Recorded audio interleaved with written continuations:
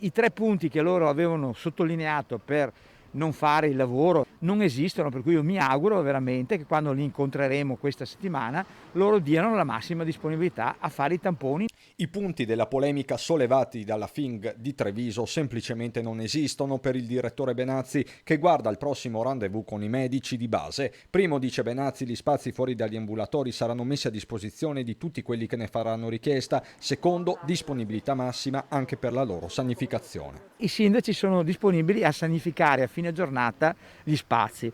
Altro capitolo, i DPI, quelli che non arriveranno da Roma saranno integrati dalla Regione. Questo è l'impegno della direzione, che risponde anche alla critica principale del sindacato, secondo cui la Regione non avrebbe rinforzato gli organici del servizio di igiene. Io credo che forse loro vivono in un altro pianeta in questo senso, sono su Marte, perché la gestione della pandemia è stata fatta benissimo alla Regione Veneto. Non a caso siamo quelli che fanno più tamponi, quelli che tracciano di più e che mettono più persone in isolamento.